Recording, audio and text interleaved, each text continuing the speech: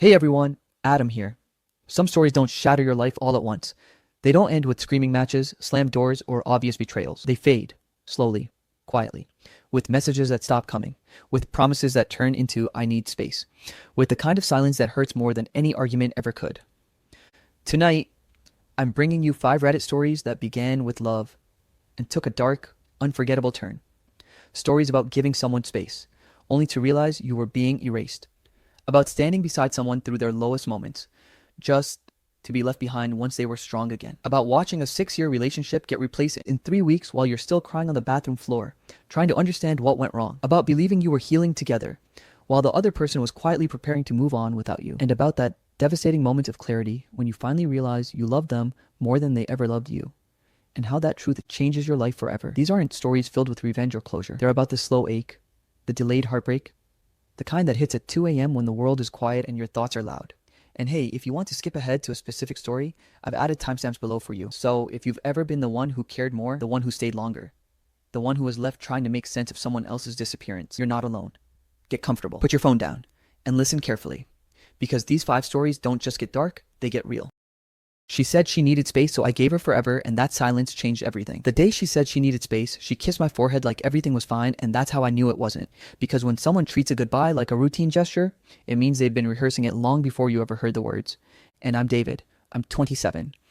And this is the part of my life where I learned that losing someone doesn't always come with shouting or slammed doors or dramatic exits. Sometimes it comes quietly, wrapped in calm voices and half smiles. Sometimes it happens while you're still calling them my girlfriend, and they're already living in a version of the world where you're optional. But I didn't know that yet. Not really, because for more than 3 years we had been solid in that boring, dependable way people mistake for forever. The kind of relationship where you know each other's coffee orders without asking, where weekends are predictable and comforting, where fights don't explode but dissolve into silence and apologies. And I thought that meant we were mature, that we were safe, that we had survived the hard part because nothing had ever gone terribly wrong. There was no cheating that I knew of, no betrayal I could point to, no single moment where I could say, this is where it broke. Instead, there was just a slow shift, this gradual thinning of something I couldn't quite name at first, like air leaking out of a tire so slowly you don't notice until the ride feels rough and you can't remember when it stopped being smooth. And it started with little things. Stupid things I told myself not to overthink, like how her replies didn't come the way they used to, how texts that once took minutes now took hours, sometimes a whole day. And when they did come, they were shorter, flatter, missing the little details she used to include without thinking. And when I asked how her day was, I stopped getting stories and started getting summaries. It was fine. Just busy, same as usual, and I told myself that was normal. People get busy, people grow up, we're not in college anymore, we have jobs and responsibilities, so I adjusted, I adapted, I became more understanding than I had ever been in my life. I became patient to the point of self-erasure because the calls changed too. The long late night conversations turned into 10-minute check-ins and then 5-minute ones, and then sometimes they didn't happen at all. And when I asked if everything was okay, she would sigh softly, not angrily, just tiredly, and say she was exhausted, that work had been draining, that she didn't have the energy to talk, and I didn't want to be the guy who added pressure to someone who was already overwhelmed. So I said it was okay, always okay, it was always okay. I said rest, I said take care of yourself, I said I understand, and the more I said I understand, the less there was left of me in the relationship. But I didn't see it that way yet, because love teaches you that sacrifice is noble and patience is proof. And I thought if I just gave her enough room to breathe, she would eventually turn back toward me. Because why wouldn't she? I was there, I was steady, I was reliable, I never raised my voice, I never threatened to leave, I never made ultimatums. Instead, I shrank. I stopped asking questions that might lead to uncomfortable answers. I stopped bringing up the fact that I missed her. I stopped saying when something hurt me because I didn't want to sound needy or insecure or clingy. That word hung over everything like a warning sign. Don't be clingy. Don't be too much. Don't ask for more than she can give. So I learned how to want less, or at least how to pretend I wanted less. And she noticed, I think, but not in the way I hoped. She noticed and relaxed into it because it's easy to drift away from someone who never pulls you back.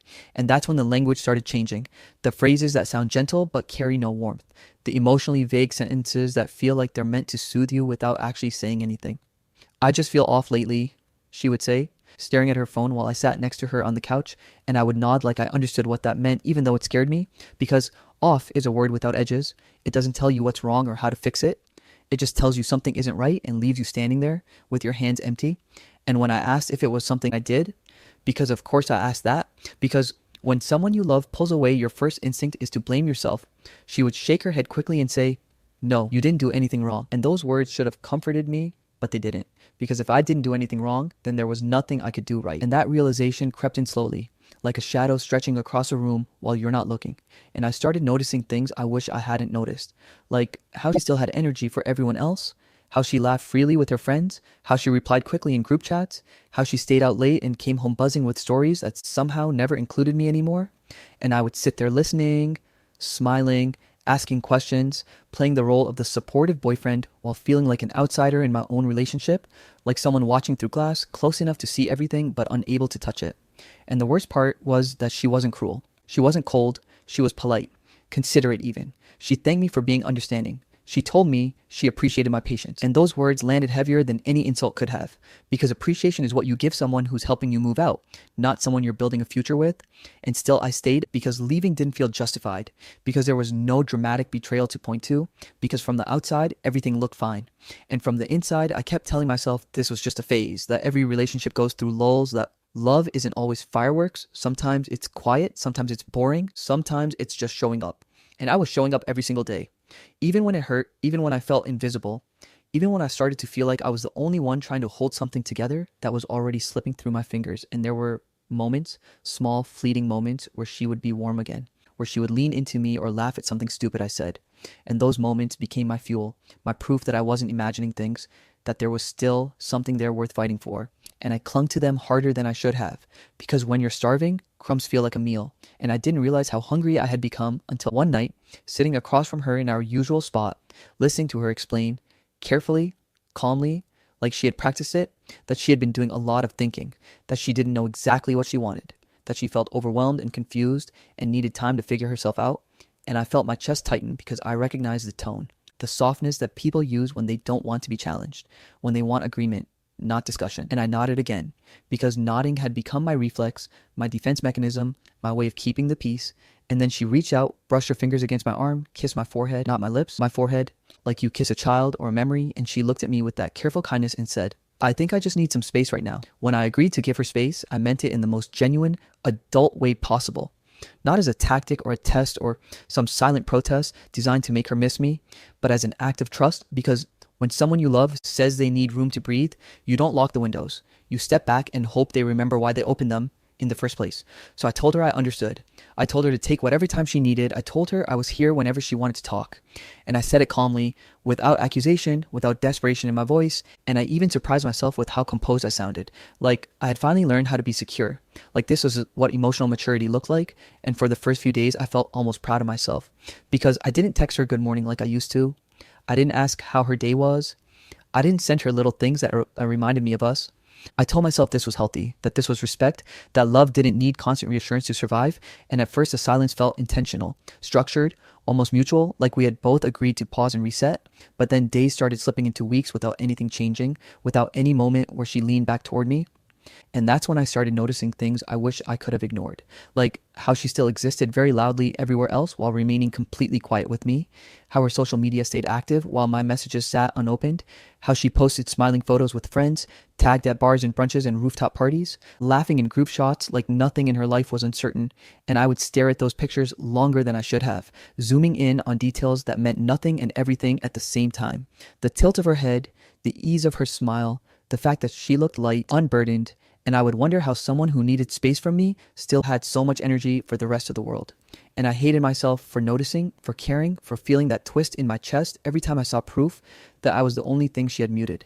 And when I finally broke and asked, gently, carefully, if everything was okay between us, she replied hours later with a single sentence that felt rehearsed. You're overthinking. And I remember reading it again and again because that phrase does something dangerous. It doesn't just dismiss your concern, it reframes it as a flaw. And suddenly the problem isn't the distance, it's your reaction to it. And I didn't want to be that guy, the insecure one, the one who couldn't handle a little space. So I apologized, even though I wasn't sure what I was apologizing for. I said sorry for stressing her out, sorry for making things heavy, sorry for reading too much into nothing. And that became the pattern, a quiet, humiliating pattern where I kept taking responsibility for emotions she no longer wanted to deal with. And every time I tried to explain how the silence made me feel, she met me with calm confusion. Why are you making this a big deal? She'd ask. Not angrily, not cruelly, just flat, like my feelings were an inconvenient misunderstanding. And I'd stumble over my words trying to justify why being ignored by your partner hurts. Like, I needed to present evidence in a courtroom where the verdict had already been decided, and the more I tried to explain myself, the smaller I felt, because nothing I said landed, nothing moved her, nothing made her reach for me, and I started doubting my own reality, started wondering if I really was being dramatic, if this was just what adult relationships look like, and I had unrealistic expectations shaped by movies and younger versions of myself. So I went back through our old texts, scrolling until my thumb hurt, rereading conversations from months ago when she used to ask about my day, when she used to send me voice notes just to hear my reaction, when she used to say she missed me without me having to disappear first. And I compared those messages to the dry, delayed responses I got now, and the contrast made my stomach drop. But instead of confronting that truth, I internalized it. I told myself I must have changed, that I must have become boring or predictable or too available, and I started apologizing more for things I hadn't done, for moods she was in, for attention I couldn't name.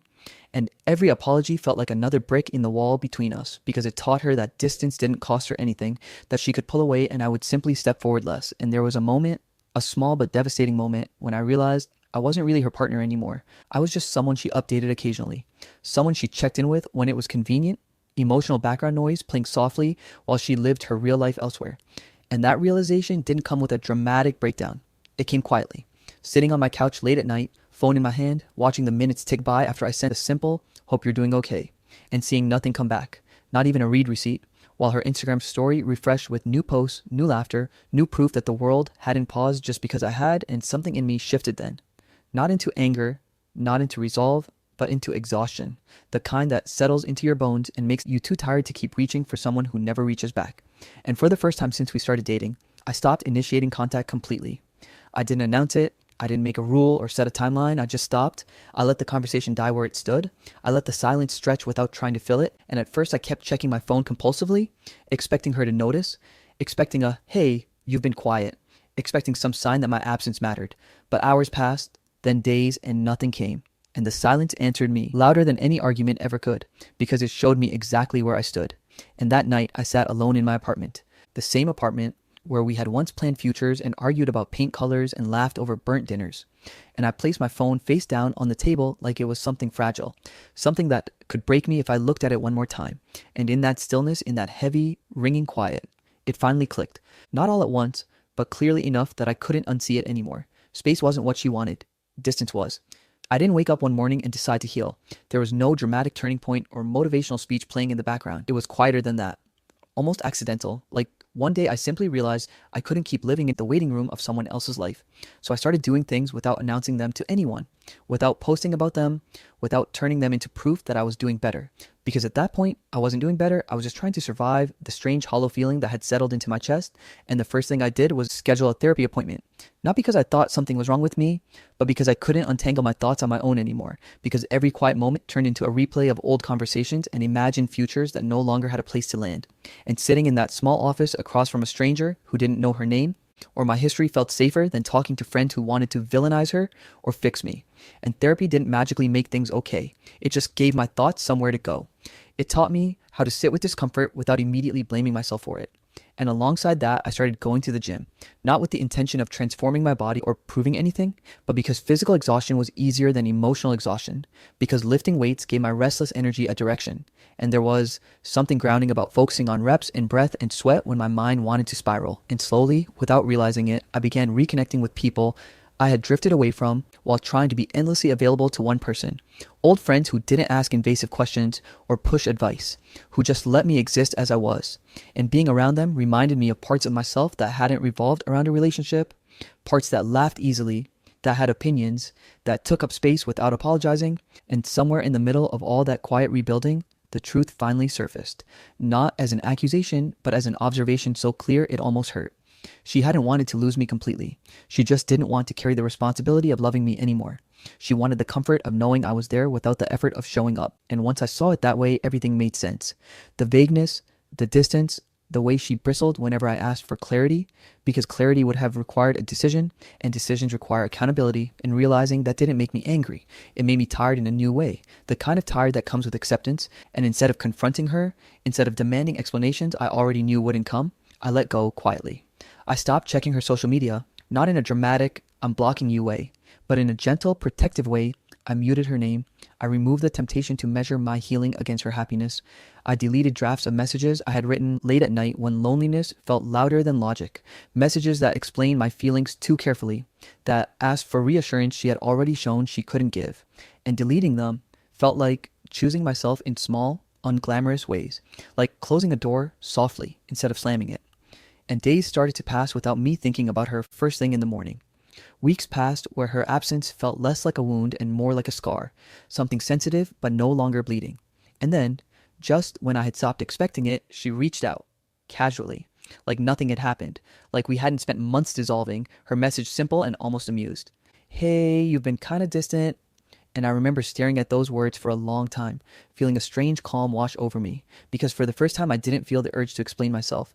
I didn't feel the familiar panic of needing to reassure her that I was still here, that I wasn't mad, that I wasn't leaving. I saw the message for what it was. Not concern, not accountability, just surprise at the loss of access. And I took my time responding. Not as a tactic, not to punish her, but because I genuinely needed to check in with myself before answering. And when I finally did, my reply was simple, honest, and quiet. No accusations, no emotional monologue, just a calm acknowledgement that I had been focusing on my own life. And that was it. And hitting send didn't feel like a victory. It felt like relief, like setting down a weight I hadn't realized I was carrying. And that was the moment everything shifted, because I understood something that changed the way I looked at love entirely. I realized that if someone can live without you, they're already showing you how, and accepting that wasn't bitter or cruel, it was freeing, because it meant I didn't have to fight for a place in someone's life who had already learned how to exist without me. And for the first time since all of this started, I wasn't waiting anymore. Months passed in a way that felt both slow and strangely fast, like time had finally stopped revolving around her but still knew exactly how to trip me when I least expected it. And by then, my life had settled into something quieter and sturdier. Not exciting in a cinematic way, but stable in a way that let me breathe. And that's when she came back. Not physically, not dramatically, but emotionally. Slipping into my phone late at night like she used to. Messages arriving after midnight when nostalgia gets loud and loneliness gets brave. Starting small and casual, a "hey, hope you're doing okay," followed days later by something heavier. A memory from years ago. A song we once loved. A photo I hadn't seen in a long time. And finally, the sentence that felt like it was meant to unlock everything it once had. "I miss us." And I won't lie and pretend my chest didn't tighten when I read it. Because it did. Muscle memory is a powerful thing, and my heart still recognized the sound of her voice even in text form. But what surprised me was how quickly the feeling passed. Like a wave that rises and falls without dragging you under. Because I could see it now. All of it. With a clarity I didn't have before. I could see that this wasn't accountability or reflection or a desire to rebuild something honestly. It was longing without responsibility. It was reaching for familiarity without committing to change. It was missing the version of me who was always available, always understanding, always willing to wait, and I didn't hate her for it. I didn't feel the urge to call her out or list all the ways she had hurt me. I didn't argue. I didn't explain. I didn't defend my distance or demand answers for the past. I simply refused to step back into the old pattern, the one where my presence was a comfort she could pick up and put down whenever she needed it. So my responses stayed calm and measured. Not cold, not cruel, just honest without being expansive, and the conversation drifted the way conversations do when one person is no longer pulling it forward. And there was a moment, subtle but unmistakable, where she realized I wasn't coming back in the way she expected, where the nostalgia stopped working, where the emotional shortcuts led nowhere. And that moment carried more weight than any argument ever could, because it forced a reckoning without confrontation. And the last exchange between us was quiet, almost polite. Two people acknowledging the end of something without trying to rewrite it. And when it was over, I didn't feel triumphant or vindicated. I felt settled, like I had finally put something down that I had been carrying long after it stopped being mine to hold. And in that calm, I understood that closure doesn't always come from getting answers or apologies. Sometimes it comes from choosing not to reopen a door just because someone knocks softly enough. And I closed that chapter internally, not with anger, but with clarity, knowing that walking away without drama was the most honest thing I could do for both of us, because she asked for space. I gave her time, then I gave her distance, and finally I gave her forever. The end. I helped him through his worst phase, then he left me at my best. I never thought I'd be the kind of person who'd end up writing a post like this, but lately I've realized that some stories don't leave you alone unless you tell them out loud, so here goes. My name's Peter. I'm 28 years old, and for most of my 20s, my life revolved around one person who wasn't family, wasn't blood, but felt closer than both, and his name was Roman, also 28, and if you asked anyone who knew us back then, they'd tell you we were inseparable in that messy, broke early 20s way where your entire world fits inside a cheap apartment, a dying car, and a belief that one day things will magically work out. We met when we were 21, both working soul-crushing entry-level jobs that barely paid rent, both renting rooms in the same rundown building where the heater barely worked and the walls were thin enough to hear your neighbor sneeze, and we bonded over late-night drives with no destination, gas station coffee, and conversations about everything we were going to become once life finally gave us a break. And Roman back then was the loud one, the confident one, the guy who could talk his way into anything, the one who always said, "Just wait, man. 5 years from now, we won't even recognize ourselves." And I believed him because when someone speaks with that much certainty, you assume they must know something you don't. We struggled together, sure, but it felt temporary. Like the struggle was just the entry fee for a better future. And when one of us was short on rent or food, the other picked up the slack without keeping score. Because that's what we thought friendship was. No calculations, no limits, just showing up. But life has a way of testing those beliefs. And for Roman, the test came all at once. First with the job he loved, suddenly cutting his apartment without warning. Then the girlfriend he'd been with for 3 years, leaving him in the same month. And then the bills piling up like silent threats on the kitchen table. And I watched in real time as the guy who used to hype both of us up slowly folded inward. His confidence draining away day by day until all that was left was exhaustion and anger he didn't know where to put. At first, he tried to hide it, joked through it, said things like, "I'll bounce back, I always do." But bouncing back gets harder when every door slams shut at once. And I remember the night he showed up at my place with a trash bag full of clothes and red eyes he couldn't explain, standing there like he was embarrassed to even ask. And before he could finish his sentence, I told him he could crash on my couch for a couple weeks until he figured things out, because that's what you do for your best friend, right? And I genuinely thought it would be temporary, just a small detour in both our lives, but weeks turned into months without either of us acknowledging it out loud, and my one-bedroom apartment slowly became less mine and more ours, except the responsibility was mostly mine. I paid the rent on time every month, while Roman promised he was applying everywhere. I covered groceries because he was almost out. I paid his phone bill once because his service was about to get cut off and he needed it for job calls, then twice, then without even asking anymore. And when he finally admitted he was having panic attacks and couldn't sleep, I helped him find a therapist and paid for the first few sessions because he said he'd pay me back once he was working again, and I didn't hesitate. Because when someone you love is drowning, you don't stop to ask how deep the water is, you just jump in. My life quietly shrank during that time. Nights out turned into nights at home because Roman wasn't in the headspace to be alone. Dates fizzled out because I was always dealing with something. My savings account thinned out one transfer at a time, but I told myself it was temporary. That loyalty always pays off in the long run, and that someday we'd laugh about this phase from a much better place. And I won't lie, there were moments when Roman would look at me with genuine gratitude, voice shaking as he said things like, "I don't know what I'd do without you," or "I swear, when I get back on my feet, I've got you for life." And those moments made everything feel worth it, because it felt like I was being the person I'd want beside me if the roles were reversed. But the truth is, being someone's lifeline is heavier than people admit. And over time, I started carrying more than just bills. I carried his moods, his hopelessness, his anger at the world, his fear of becoming a nobody, and I absorbed it quietly because I didn't want to make his worst phase about my discomfort. So I became the listener, the reassurer, the problem solver, the emotional punching bag when his job applications went unanswered and he needed someone to blame. And when mutual friends slowly stopped calling him, I defended him, made excuses, told them he was just going through it, while silently wondering why I was the only one still standing in the room. There were nights I lay awake on my mattress listening to Roman pace the living room at 3 a.m., muttering to himself, and I'd get up to talk him down from another spiral, telling him tomorrow would be better even when I wasn't sure I believed it anymore. And somewhere along the way, I stopped checking in with myself entirely because his survival felt more urgent than my stability, and I convinced myself that this was what real friendship looked like. Not the highlight reels, not the celebrations, but the ugly, unglamorous endurance of sticking around when there's nothing in it for you. By the time Roman hit his lowest point, I was barely holding myself together, living paycheck to paycheck, emotionally drained, socially isolated, but still showing up every day because I couldn't imagine abandoning him when he needed me most. And I remember one specific moment, sitting in my car after work, staring at my bank app with numbers that scared me, and instead of panicking, I thought, it's okay, this is just a season, we're building something here. And that belief, naive as it might sound, kept me going. Because I truly believe that loyalty created unbreakable bonds, that people never forget who stood beside them when they had nothing, and that when my time finally came, when I finally caught a break of my own, Roman would be right there next to me, proud, supportive, maybe even louder than ever, because I never left him when it was hardest. And as I locked my apartment door, one night after another long day of carrying us both, I remember thinking, almost like a quiet promise to myself, if I ever make it, Roman will be right there with me, because I never left him. If you'd asked me back then, when things started to change, I wouldn't have been able to give you a clear answer, because the shift didn't happen in some dramatic moment or explosive argument. It crept in slowly, disguised as progress, and for a while I thought it was just life finally evening out for both of us. Because after years of feeling stuck, something finally broke in my favor. I landed a better job. Not some overnight miracle, but a real step up with better pay, better hours, and the kind of stability I hadn't known in years. And when I told Roman, he congratulated me, said he was proud, even slapped my shoulder like old times. And I remember feeling relieved, because a part of me was scared that my success might make him feel bad, but he seemed fine.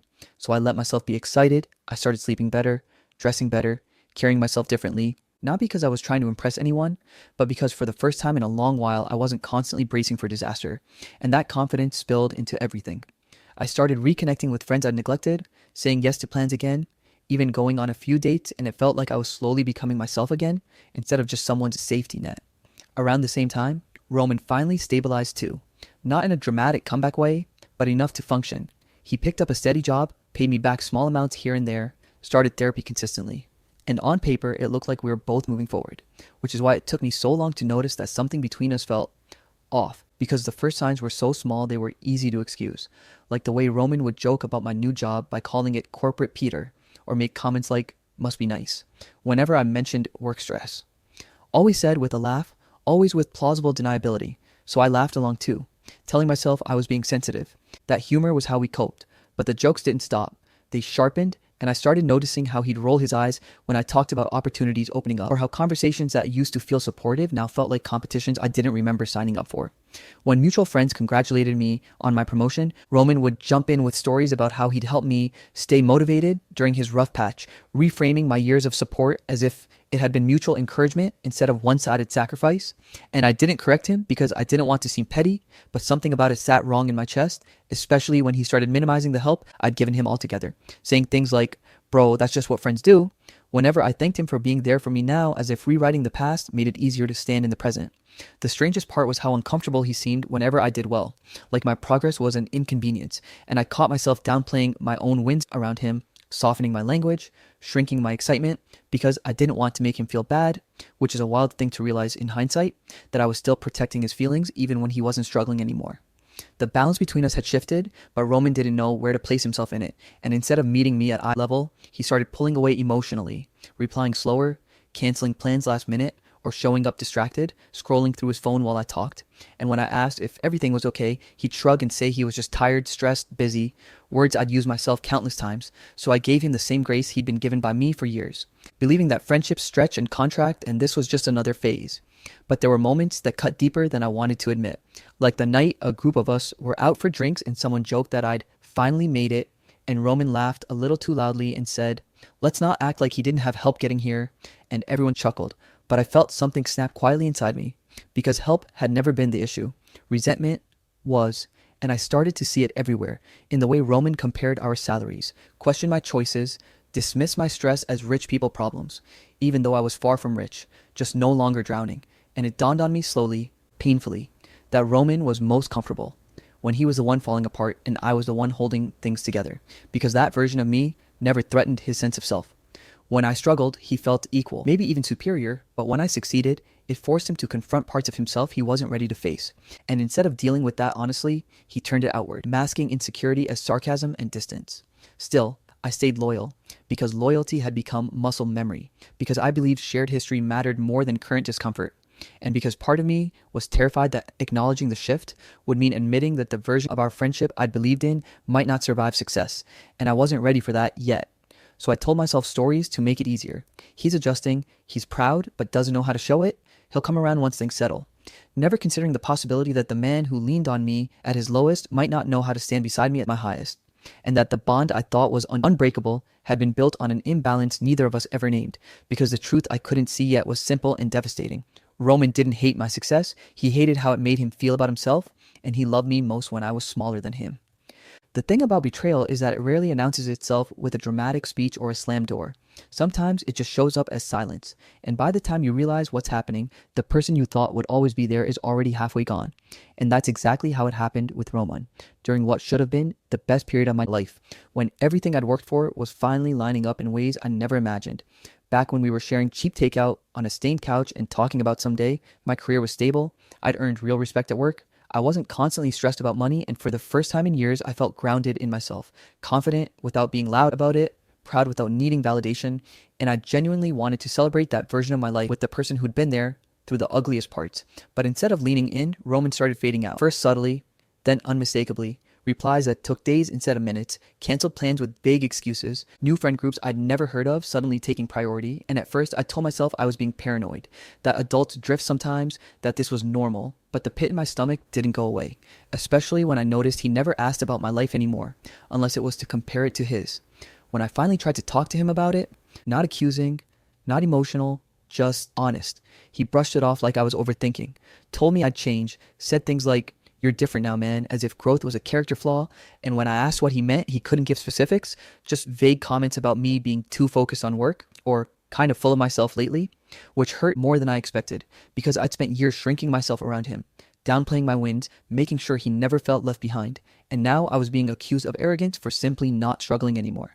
The distance became sharper after that conversation, like he'd already decided the narrative and no amount of honesty from me was going to rewrite it. And the real punch to the gut came not from him directly, but from other people. Mutual friends who started acting weird around me, quieter, guarded, and one night after a few drinks, one of them finally let it slip, casually, almost awkwardly, that Roman had been talking about me behind my back, saying I'd held him back, that I'd made him dependent, that my help came with strings attached, that I'd used his worst phase to feel superior, and hearing that felt like someone took a knife to every memory I'd ever defended, because it wasn't just false. It was a complete inversion of reality, a version of the story where I was the villain instead of the guy who paid his bills, lost sleep over his panic attacks, and stood by him when everyone else walked away. And suddenly, all the sarcasm, the distance, the rewriting of history made sick sense. This wasn't avoidance, it was justification. Roman needed to believe I was a problem so he wouldn't have to face his own resentment. When I confronted him one last time, not angry, just exhausted, he didn't deny it. He just minimized everything, said I was taking it too personally, said, "I never asked you to do all that," as if accepting help without protest somehow erased the years of dependence. And when I reminded him that I never once abandoned him, never once made him feel like a burden, he shrugged and said, "That's your perspective." Which was the moment I realized I wasn't arguing with my friend anymore. I was arguing with a story he'd already chosen to believe. And then, just like that, he walked away. Not physically storming out, not blocking me dramatically, just emotionally detaching, letting the friendship die through indifference, leaving my messages unanswered, my calls unreturned, my existence quietly erased from the version of his life he wanted to live now. The timing of it all was what hurt the most because it happened right when I needed him there. Not for help, not for saving, just for celebration, for acknowledgement, for that simple "I'm proud of you" that I'd given him countless times. And instead, I found myself sitting alone in my apartment one night after work, dressed well, financially secure, objectively successful, staring at my phone with no one to share it with, realizing that Roman hadn't left me when I was weak. He left when I was strong. Because some people don't resent you for failing them. They resent you for proving you didn't need to fail at all. And as that truth settled in, heavy and bitter, I finally understood something I wish I'd learned earlier. The hand that lifts someone up is often the same hand they push away once they're standing, because gratitude is easy at rock bottom, but it's unbearable when it reminds you of who you used to be. Time has a strange way of softening pain without ever fully erasing it, and after Roman walked out of my life, the first thing I had to face wasn't anger, but grief. The quiet kind that sneaks up on you in ordinary moments. Like when something good happens and your instinct is still to reach for your phone to tell the one person who used to know every version of you. Or when you drive past places that once felt like home because memories lived there. And I had to grieve not just the loss of a friend, but the years I'd invested in a version of loyalty that wasn't returned. The late nights, the drained savings, the emotional weight I carried believing it meant something permanent. For a long time I replayed everything in my head, wondering what I could have done differently. Where the exact moment was that things went wrong, until I finally accepted the truth that hurt the most but freed me the fastest. Roman didn't leave because I failed him. He left because I succeeded, because my growth shattered the role he was comfortable playing in my life. And once I stopped internalizing his resentment as my responsibility, something inside me unclenched. Healing didn't come all at once. It came in quiet decisions, like choosing not to chase closure from someone who'd already rewritten the past, like learning to sit with the loneliness instead of filling it with people who needed saving, like rebuilding my friendships intentionally instead of out of obligation, and slowly my life became fuller in a way that didn't revolve around crisis management. I surrounded myself with people who showed up without needing to be rescued, who celebrated my wins without competition, who didn't flinch when things were going well, and for the first time I realized how much energy I'd been spending just keeping someone else afloat. I set boundaries I used to think were selfish. I stopped over-explaining, stopped shrinking myself to make others comfortable, stopped equating sacrifice with love, and as my career continued to grow and my personal life settled into something solid and peaceful, I felt lighter, not because the past no longer mattered, but because it no longer controlled me. Years passed like that, quietly good, until one random afternoon, Roman's name popped up on my phone. A simple message, polite, careful, asking how I'd been, mentioning he was going through a bit of a rough patch. And I stared at the screen longer than I expected to, feeling the old reflexes stir, the instinct to step in, to fix, to prove that I was still the same loyal friend I'd always been. But then I noticed something else too, the absence of urgency, the lack of guilt, the calm that came from knowing I didn't owe him access to the version of me he once depended on. I replied kindly but briefly, wished him well without reopening the door, and when the conversation naturally faded, I let it. No dramatic confrontation, no speech about betrayal, no revenge fantasy, just acceptance. Because the most powerful closure isn't proving someone wrong, it's no longer needing them to understand you at all. Walking away from that cycle wasn't cruelty, it was survival. And as I look back now, I don't hate Roman. I don't wish him failure. I simply recognize that what he lost wasn't my success or my support. It was the privilege of growing alongside me. And what I gained wasn't just stability or confidence, it was self-respect. The understanding that loyalty should never require self-abandonment. That helping someone through their worst phase doesn't obligate you to stay when they can't handle your best. And that outgrowing someone doesn't mean the love was fake, it just means it wasn't meant to last forever. The end.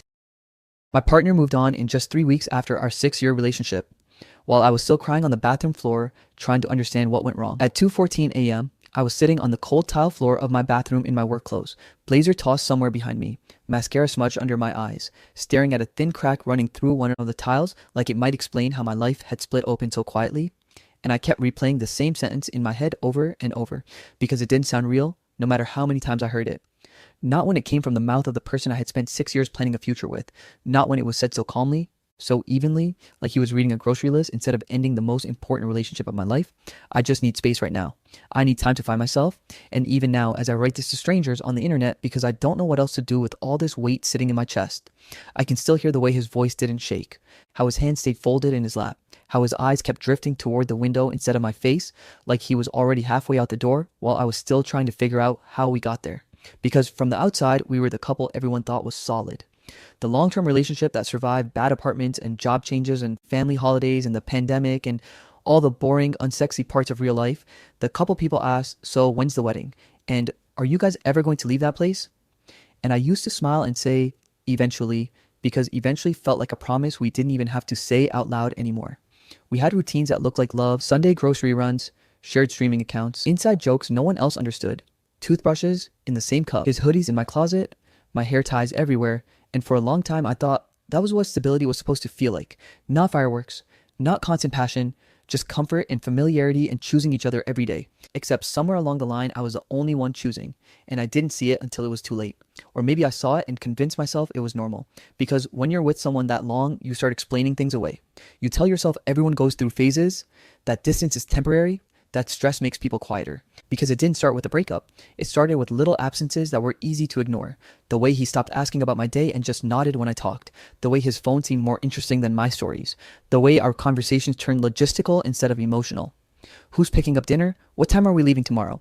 Did you pay the electric bill? And every time I tried to reach for something deeper, every time I said, hey, I feel like you're kind of checked out lately, or I miss how we used to talk, he'd sigh and say I was overthinking it, that I was too sensitive, that nothing was wrong, and because I loved him and because I didn't want to be the difficult girlfriend who creates problems where there aren't any. I swallowed it. I told myself I was imagining things. I apologized for bringing it up. I learned how to carry my feelings quietly so I wouldn't make him uncomfortable, and without realizing it, I became the emotional manager of our relationship. The one keeping track of anniversaries, initiating conversations, planning date nights, checking in, smoothing over awkward silences, reminding him to call his mom, remembering his work stress, celebrating his wins while shrinking my own needs so they wouldn't take up too much space. And he let me. He slowly handed off that responsibility until I was holding everything and he was just there, physically present but emotionally somewhere else. And I remember one night, a few months before the breakup, when I was crying in bed after another "you're reading too much into it" conversation, and he rolled over and fell asleep while I lay there staring at the ceiling, thinking, maybe this is just what long-term relationships turn into. Maybe love is learning to be lonely next to someone. And if I'm honest, I think part of me knew something was wrong long before he said the words, but I didn't think this was the ending. I thought we'd talk. I thought we'd work on it. I thought 6 years earned us at least a fight, at least a messy emotional breakdown, not a calm, detached conversation on a random weeknight after dinner where he said he'd been feeling this way for a while and hadn't known how to bring it up. And I remember sitting across from him at our small kitchen table, the same table where we'd eaten birthday cakes and cheap takeout and had lazy Sunday breakfast. And my hands were shaking so badly I had to sit on them, and I kept waiting for him to say, "But I want to fix it," or "But I still love you," something to anchor me. But instead, he said he felt like he'd lost himself, like he needed to be alone, like he couldn't be what I needed right now. And I asked the question everyone asks even when they're afraid of the answer: is there someone else? And he looked almost offended as he shook his head and said no, absolutely not. That this wasn't about anyone else, that he just needed time, space to figure out who he was. And I wanted to believe him so badly that I nodded, even though my chest felt like it was collapsing inward. Because if there was no one else, then maybe this was temporary.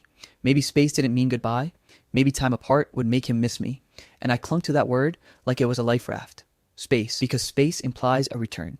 And he talked about logistics like he was moving apartments instead of moving out of my life. How he'd stay with a friend for a bit, how we'd check in later, how he hoped we could still be on good terms. And the entire time he spoke, he looked lighter, relieved even, like saying it out loud had lifted something off his shoulders. And that's the part I can't get out of my head. The way he exhaled when it was over, the way I was falling apart in front of him and he seemed done, like he'd already processed the grief privately and I was just now being invited to the aftermath. And after he left, after the door closed and the apartment felt too quiet and too empty, even though all his stuff was still there, I wandered from room to room, touching things like they might disappear if I didn't. His mug in the sink, his shoes by the door, the dent in the couch cushion where he always sat. And I ended up in the bathroom because it was the smallest room and I needed to feel contained. And that's where I slid down against the tub and sat on the floor fully dressed, staring at the cracked tile, while the reality of it all slowly, cruelly sank in. That this wasn't a fight, this wasn't a phase, this was the end. And I cried so hard I thought I might throw up, my phone buzzing with texts from friends I didn't have the energy to answer because I didn't even know what to say. How do you explain that the person you thought you'd marry just opted out of your life without warning? And as the hours passed and the adrenaline wore off, what hurt almost as much as the breakup itself was the realization that I was the only one in that apartment grieving. That somewhere out there he was probably sleeping soundly, having already made peace with the decision he'd been slowly preparing for, while I was still trying to convince myself everything was fine. And sitting there on that bathroom floor at 2:14 a.m., surrounded by the evidence of a life that no longer existed, I understood something that would take me a long time to fully accept, that I didn't lose him that night. I lost him in all the moments before, when he pulled away and I pulled closer, when I carried the weight of us both, when I was labeled too sensitive instead of being listened to. And the most devastating part wasn't that he left, it was that by the time he said goodbye, he was already free and I was just beginning to break. 3 weeks after the breakup, I was still living like someone had turned the gravity up too high in my apartment. Like every simple task required effort I didn't have, because time did not move the way people promise it will after heartbreak. It didn't heal or soften anything, it just stretched the pain thinner and wider until it touched everything, and I couldn't eat properly without feeling nauseous, surviving mostly on coffee and a few bites of toast I forced down so my hands wouldn't shake at work, and sleep came in short, restless bursts where I'd wake up reaching for my phone, half expecting a message that never came, and I avoided mirrors because I didn't recognize the hollow-eyed woman staring back at me, the one who looked like she'd aged years and days. And when I wasn't at work pretending to be functional, I was curled up on my couch rereading old texts like they were sacred texts that might reveal some hidden truth if I studied them long enough, scrolling back months, years even, analyzing every "I love you," every heart emoji, every late night reassurance, trying to pinpoint the exact moment where love quietly expired without notifying me, wondering if I missed a warning sign buried between jokes and grocery lists. And part of me knew this was unhealthy, but another part was desperate to prove that what we had was real, that 6 years couldn't just evaporate. Because if it could, then what did that say about me? About my judgment?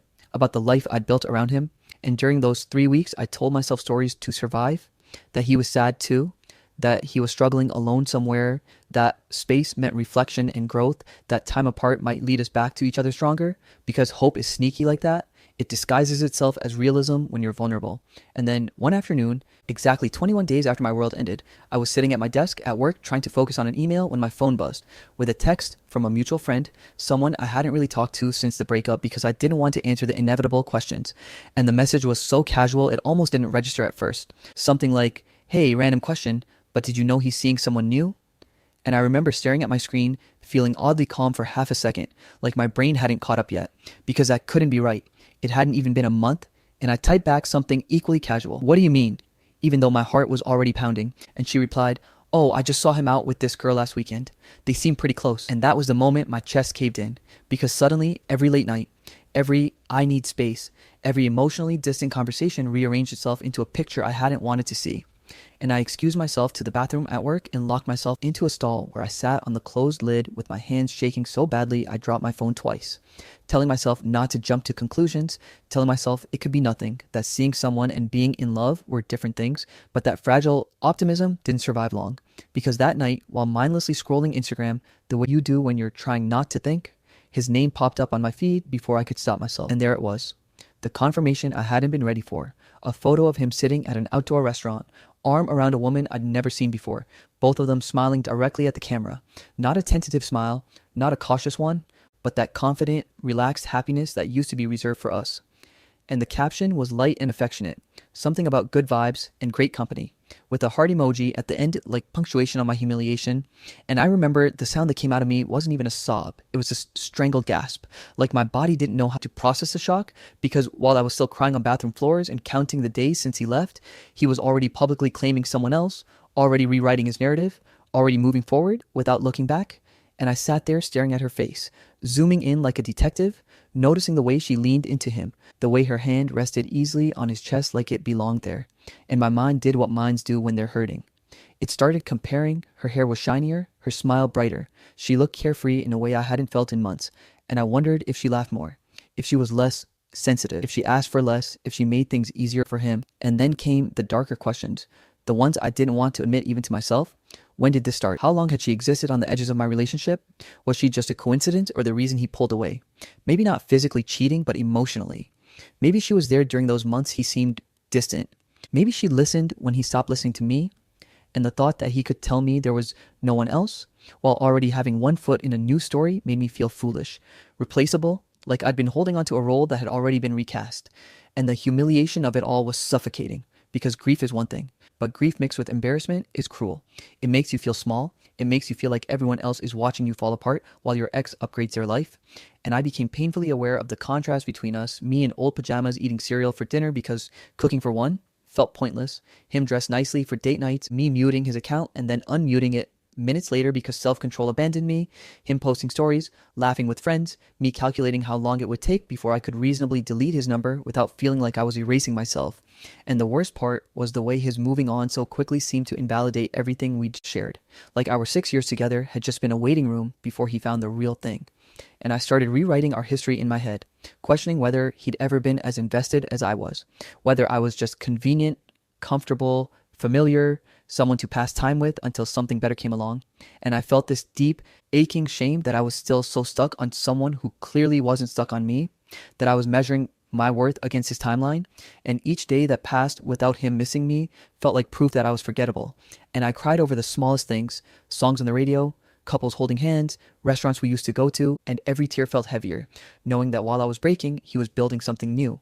And one night, lying awake in the dark with my phone face down beside me so I wouldn't check his profile again, the thought finally surfaced, fully formed and terrifying, settling into my chest like a truth I didn't want but couldn't ignore, that if he could move on this fast, if he could replace me so easily and so publicly while I was still piecing myself together, then maybe I never mattered to him the way he mattered to me.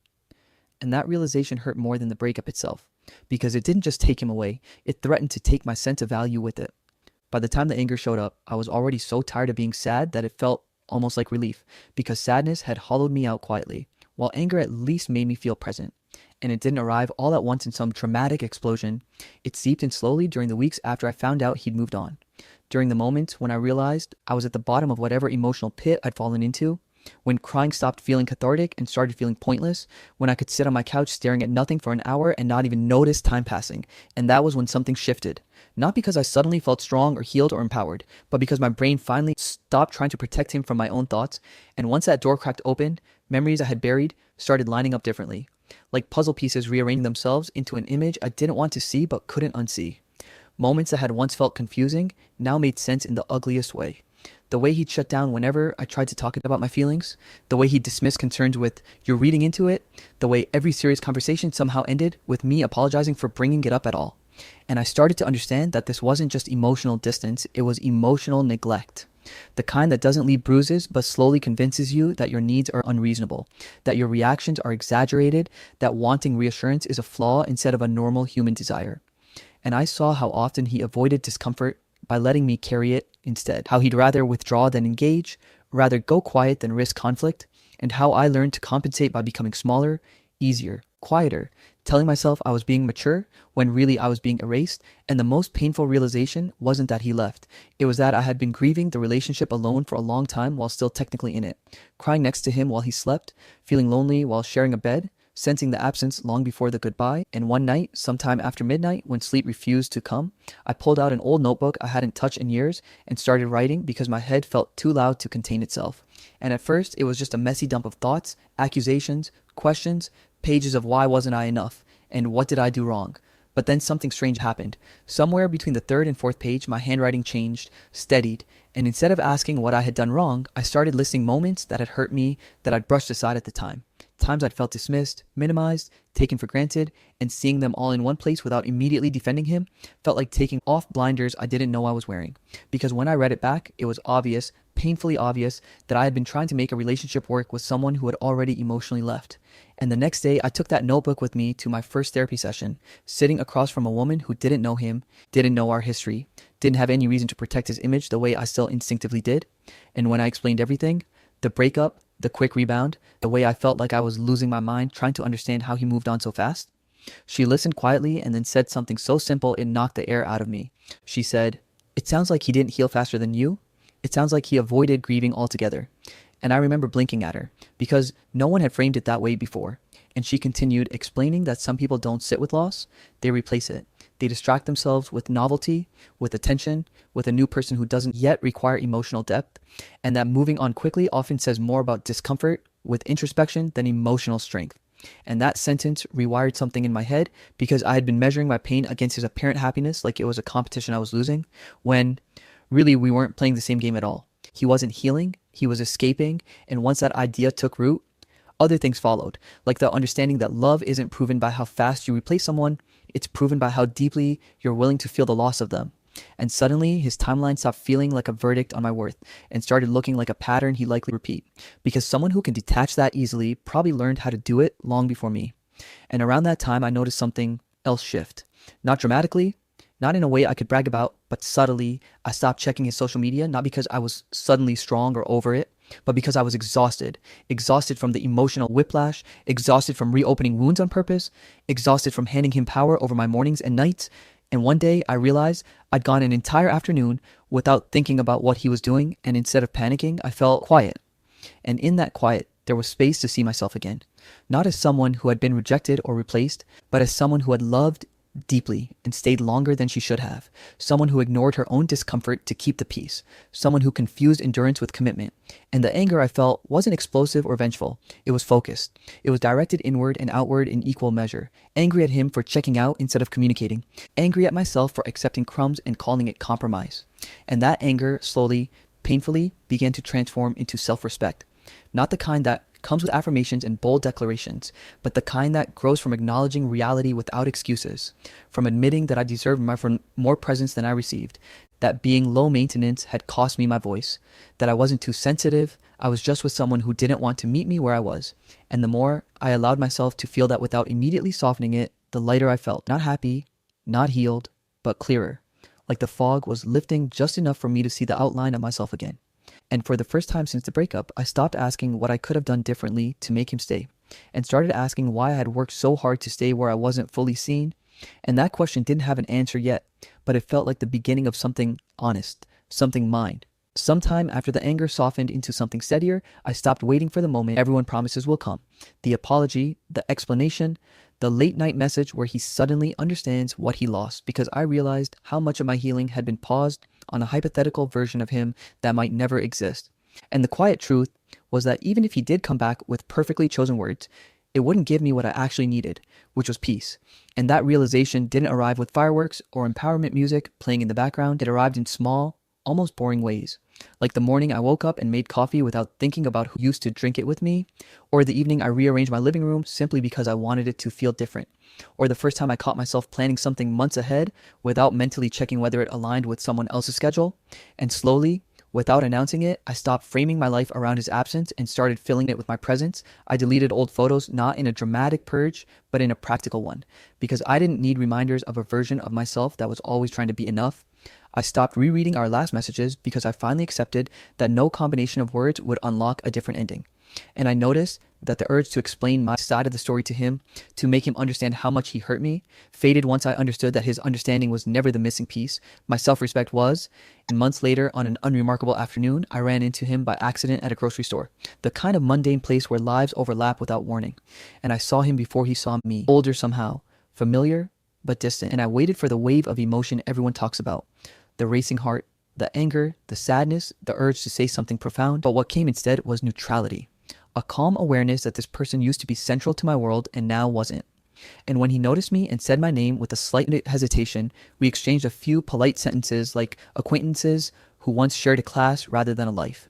And I was surprised by how little I wanted to ask about his life or share details of mine. There were no tears waiting behind my eyes, no rehearsed speeches burning to be delivered, just a quiet certainty that whatever we had belonged to a version of me that no longer existed. And when we said goodbye and walked in opposite directions down the same aisle, I felt something settle instead of shatter, because the closure I thought would come from a conversation had already happened internally. Piece by piece, every time I chose myself over rumination, every time I resisted the urge to compare timelines, every time I reminded myself that healing isn't linear and it isn't performative, and that just because someone moves on loudly doesn't mean they moved on deeply.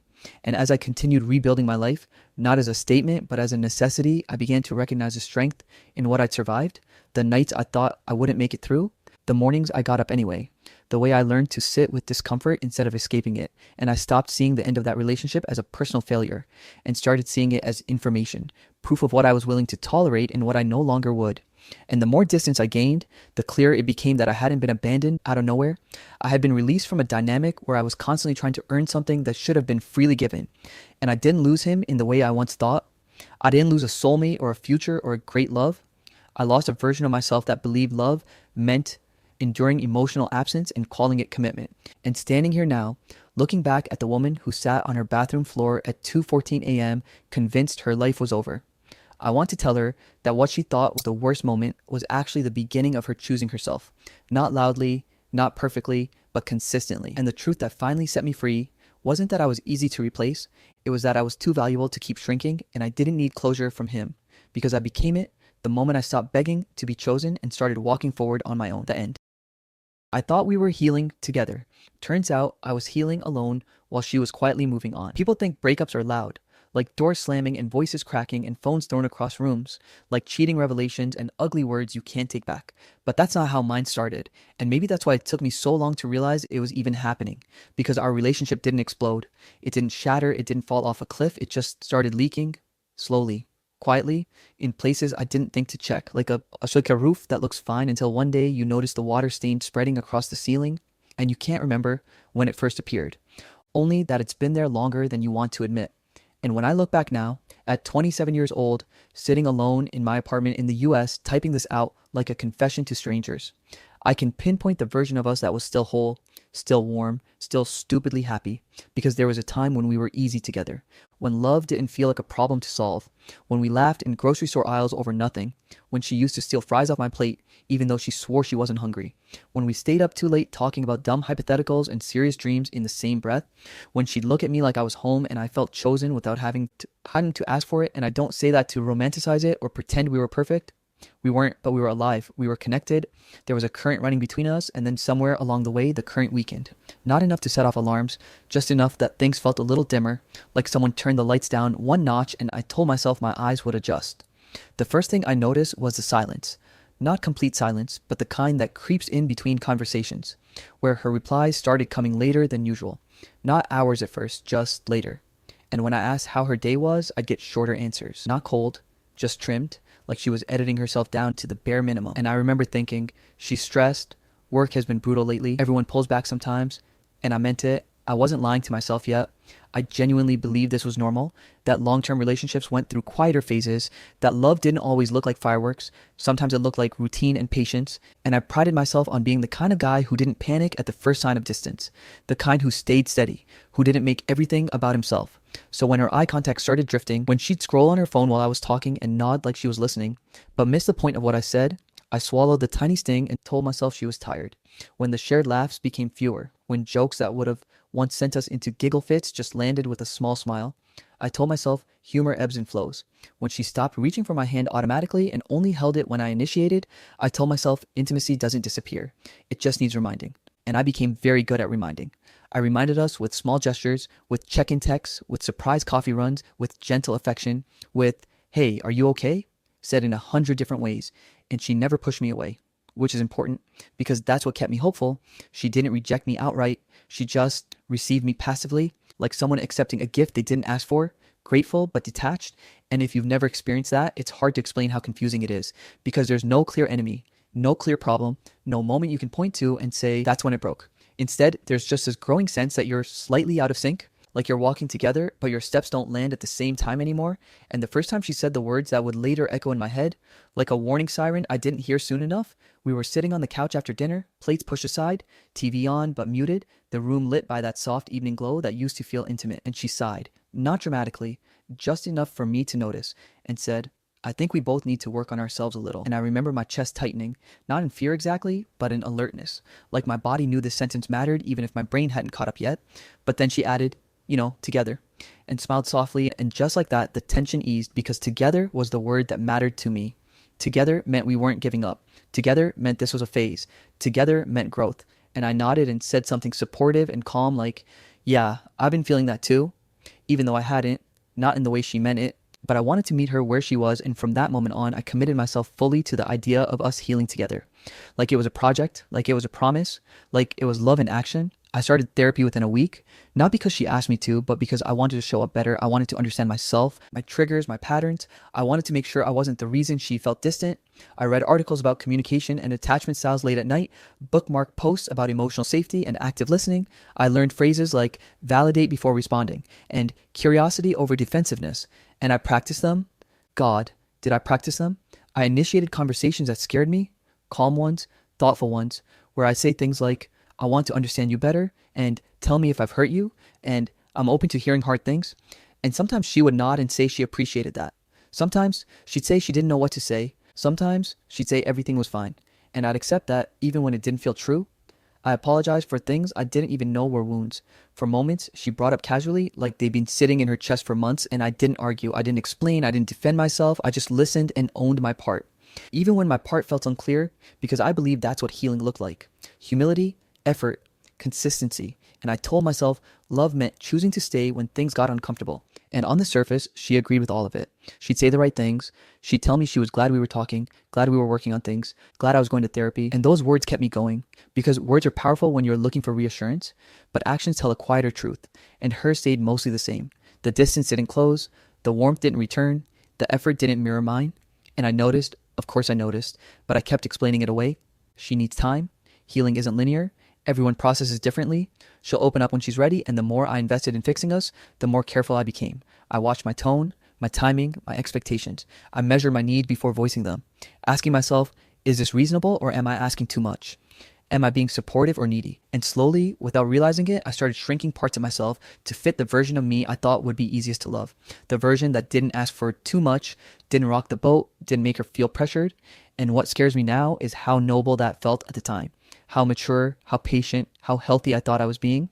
Because everyone praises the person who tries, who communicates, who doesn't give up at the first sign of trouble. But no one warns you what happens when you're the only one trying. When effort becomes a one-way street and you're so focused on being understanding that you forget to ask whether you're being understood. And there were moments, small ones, that should have stopped me. like when I'd share something vulnerable and she'd respond with a polite nod instead of curiosity, or when I'd plan something special and she'd enjoy it but not seem moved by it, or when I'd ask how she was feeling about us and she'd say, I don't know, I just need space to think, without ever telling me what she was thinking about. But I held on to the idea of together like a lifeline, because together meant hope. And hope can make you ignore a lot of evidence. And if I'm being honest with myself now, the truth is I was afraid of what it would mean if we weren't healing together, because that would mean I was alone in something I thought we were sharing.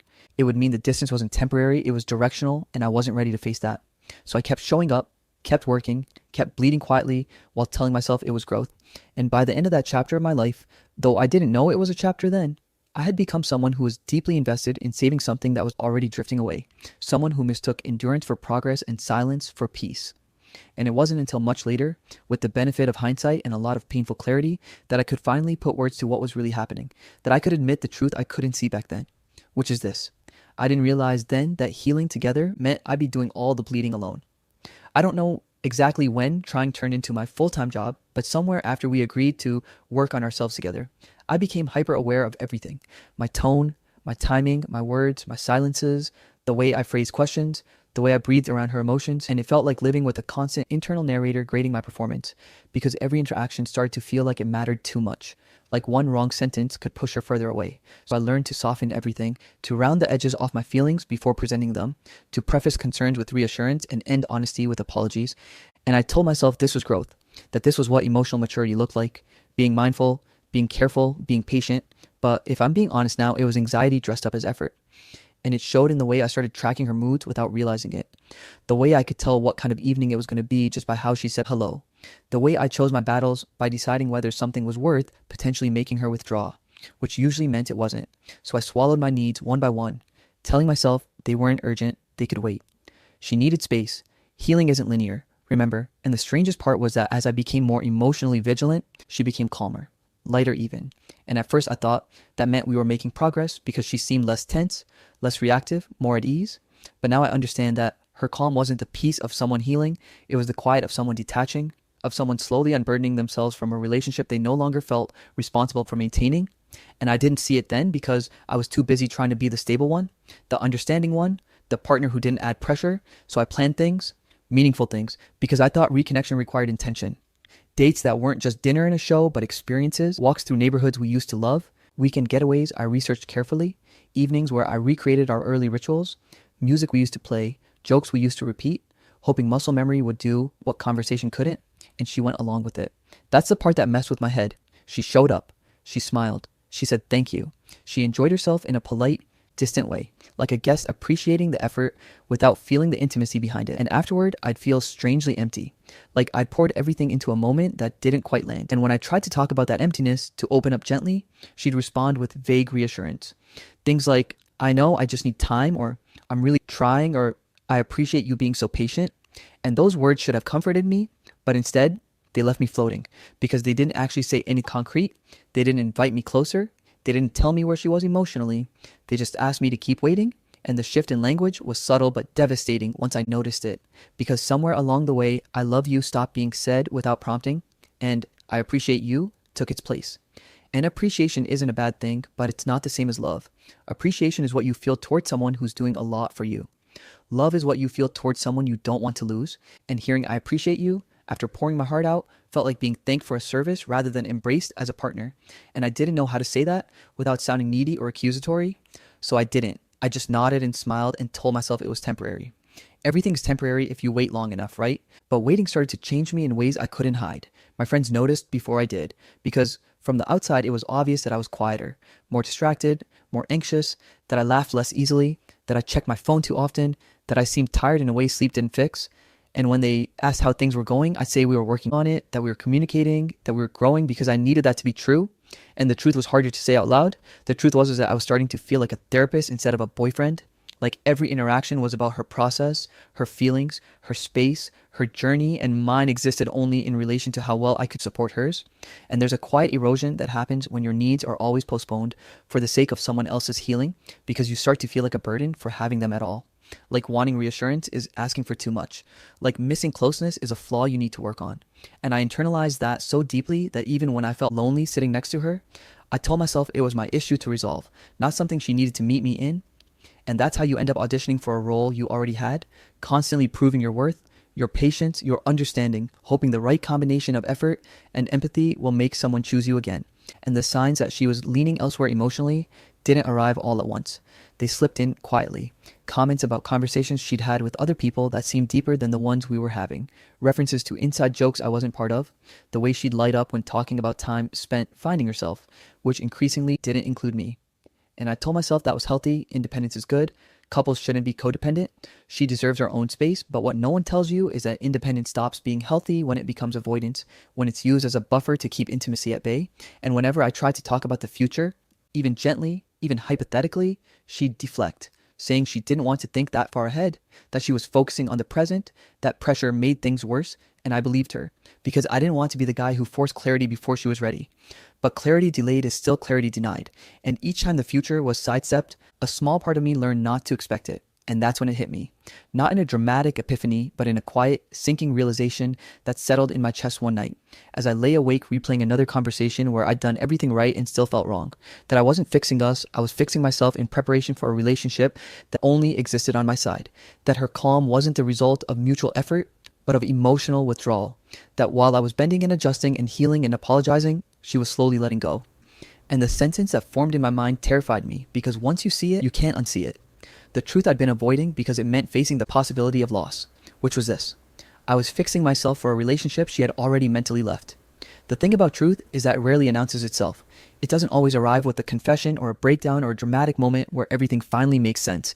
Sometimes it slips out casually, almost carelessly, like it's been waiting for you to stop defending the lie long enough to hear it. And for me, it happened on a night that should have been ordinary. One of those evenings that blur together when you're still technically together, but emotionally living parallel lives. We were in the kitchen, doing our own things, not really talking, just existing in the same space. And she was telling me about her day, about work, about random things. And then, without thinking, without any dramatic pause, she said something like, "Honestly, I felt kind of relieved lately." And I remember looking up at her, confused, because relieved wasn't a word she'd used in a long time. And I asked gently, relieved about what? Expecting her to say stress or work or something external, but instead she shrugged and said, "I don't know, just the space, I guess." And the way she said it wasn't cruel. It wasn't sharp. It was almost absent-minded, like she was commenting on the weather, and something inside me cracked. Not loudly, not all at once, but enough that I felt it shift. Because relieved wasn't how someone described a relationship they were actively trying to save. Relieved was how someone felt when pressure was lifted, when expectations faded, when emotional responsibility loosened, and I stood there, holding onto the counter, my mind racing, replaying months of effort through this new lens, and suddenly everything looked different. And that was when I started noticing the things I trained myself not to see. The way she texted more freely when she thought I wasn't looking. The way she angled her phone away. Not in a secretive way, just instinctively. Like I wasn't part of that world anymore. The way she'd step into another room to take calls that used to happen right in front of me. And one night, accidentally, because that's how these things happen, I saw messages pop up on her screen while she was in the shower. Nothing explicit, nothing that crossed a clear line, just long conversations with someone else, full of emotional openness, jokes, shared frustration, things she used to bring to me, and I didn't even read them in detail. I didn't need to. The tone told me everything. The ease, the familiarity, the way she was emotionally present there in a way she hadn't been with me in months, and my chest felt hollow. Not angry, not explosive, just empty. Like something I'd been carrying finally dropped and I didn't know what to do with my hands anymore. And when she came back into the room and saw my face, she knew immediately that something had changed, because you can only hide so much for so long. And I asked her, quietly, calmly, because at that point calm was the only thing I had left. "Have you been emotionally checked out for a while?" And she didn't deny it, she didn't argue, she didn't rush to reassure me, she just sat down heavily, like someone who'd been carrying a secret they were tired of protecting. And she looked at me with this expression I'll never forget. Not guilt exactly, not defensiveness, just exhaustion. And she said the sentence that still echoes in my head, the one that rearranged everything. "I didn't want to hurt you while I figured myself out." And I swear something inside me went quiet when she said that. Because in that moment, I understood everything. Not intellectually, but emotionally, in my bones. She wasn't healing, she was waiting. Waiting for clarity to come without having to confront the damage it would cause. Waiting for me to either accept less and less until I didn't recognize myself, or get tired of trying and walk away so she wouldn't have to be the one who ended it. And I realized how convenient my patience had been for her, how my effort had bought her time, how my willingness to work on myself had allowed her to drift without consequence. And when I finally spoke, it was like a dam breaking, months of unsaid things spilling out in a voice that surprised even me with how steady it was.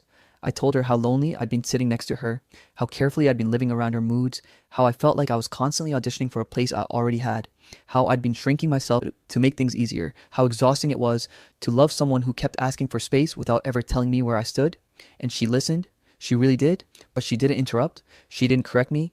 She didn't reassure me, and that silence hurt more than any argument could have, because it confirmed what I'd been afraid to admit, that she didn't have a counterpoint, that there was nothing she could say that would make it better. And when I finished talking, there was this long pause, the kind where you can hear your own heartbeat, and she finally said, "I don't think I can give you what you need right now." And it wasn't said with cruelty, it was said with honesty, and I nodded, because by then, honesty was all I wanted, even if it hurt. And we sat there together in the wreckage of something that hadn't exploded, but had still completely fallen apart. No screaming, no accusations, just two people realizing they weren't on the same page and hadn't been for a long time. And when it ended quietly. Not with a dramatic goodbye, but with the understanding that staying would only keep bleeding us both. And as I walked away from that relationship, from that version of us I'd been trying so hard to save, the only thing louder than the silence was the clarity. The devastating, undeniable clarity that love can fade without a villain, that someone can leave long before they say goodbye, and that sometimes the most painful endings aren't the ones where everything is said, but the ones where what isn't said finally tells you the truth. Living alone, after it ended, felt less like freedom and more like standing in the quiet after a storm. That strange calm where nothing is actively breaking anymore, but everything looks different, rearranged, unfamiliar, and for a while my apartment felt like a museum of effort. Every corner holding reminders of how hard I tried. The mug I bought her, that I still used because throwing it away felt dramatic. The side of the bed that stayed cold longer than it should have. The silence that settled in at night like it had weight, and in those first weeks I didn't feel empowered or enlightened. I felt embarrassed, deeply, uncomfortably embarrassed. Not about loving her, but about how much of myself I had bent, how many nights I'd stayed up researching communication tips like I was studying for an exam I didn't even know she'd already walked out of. And I replayed conversations obsessively, not to blame her, not even to blame myself, but to understand how I'd missed it, how I'd convinced myself that being patient meant being passive, that being supportive meant disappearing. And there were mornings I woke up with that familiar tightness in my chest, that instinct to check my phone, to gauge someone else's mood before setting my own, only to remember there was no one to check in with anymore. And that realization hurt in a dull, persistent way. But it also planted the first quiet seed of something new, because for the first time in a long time, my emotional temperature wasn't dependent on someone else's distance. And therapy continued, not as a way to fix a relationship now, but as a way to unpack why I'd stayed so long in a dynamic that asked me to shrink, and I learned things that were uncomfortable but freeing. Like how my desire to be the good partner sometimes overrode my ability to advocate for myself, how I equated endurance with love, how I mistook anxiety for intuition and then tried to manage it by controlling myself instead of addressing the situation. And slowly, almost annoyingly slowly, the narrative in my head began to shift from what I should have done differently to what I had actually learned. Because growth doesn't always announce itself with confidence. Sometimes it shows up as boundaries you didn't even know you were allowed to have. Like the moment I realized I didn't have to over-explain my feelings to make them valid. Or the moment I caught myself feeling lonely and didn't immediately interpret it as a personal failure. Or the first time someone asked how I was doing and I answered honestly without softening it to protect them. And I started to see that my effort hadn't been wasted, even if it hadn't saved the relationship. Because I was more self-aware now, more emotionally literate, more grounded in my values. I knew what it felt like to try fully, to show up consistently, to communicate openly, and that mattered. Not because it made me deserving of love as a reward, but because it proved to me that I was capable of loving deeply without losing my integrity. And with that came a gentler understanding of her. Not forgiveness in the dramatic sense, not absolution, just clarity. She didn't owe me love. She didn't owe me a future. Feelings change and no one is obligated to stay when they don't feel it anymore. But she did owe me honesty. Not brutal honesty, just timely honesty. The kind that doesn't let someone pour themselves into a version of together that only exists on one side. And recognizing that difference helped me let go of the bitterness I'd been carrying quietly. Because bitterness assumes malice. And this wasn't malice. It was avoidance, fear, uncertainty handled poorly. And once I stopped needing her to be the villain, I could finally step out of the role of the martyr.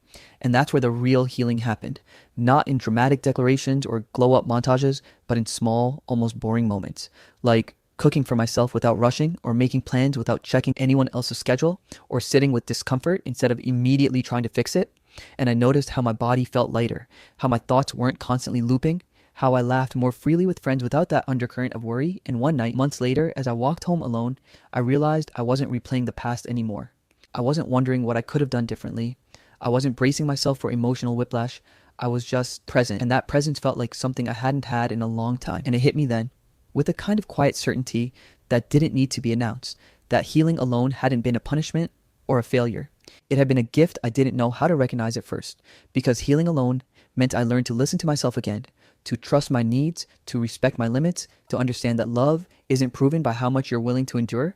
It's proven by how mutually you're willing to show up. And the relationship didn't end because I wasn't enough or because I tried too hard. It ended because love can't survive on effort from one side, no matter how sincere that effort is.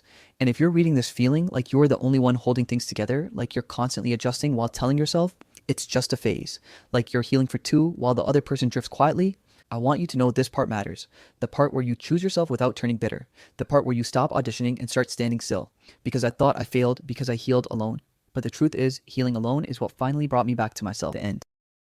The day I realized I loved her more than she ever loved me, and how that truth quietly changed my life forever.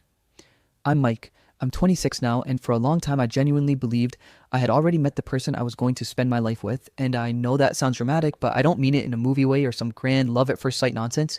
I mean it in that quiet, everyday certainty kind of way, the kind that settles into your bones without asking for permission, the kind that makes you stop looking because you don't feel the need to anymore. And when I think back to how it started, there wasn't some explosive moment or crazy coincidence, no rain-soaked kiss or dramatic meet cute. We met the way a lot of people do, through mutual friends, one normal evening that didn't feel important at the time, just another gathering, another face in the room. Except she wasn't just another face, she was calm in a way that made everything else feel less loud. She smiled when she talked, not the performative kind, but the kind that made you feel like she was actually present with you, like you weren't competing for her attention. And our first conversation wasn't deep or flirty or clever, it was easy, painfully easy, like we'd already talked 100 times before.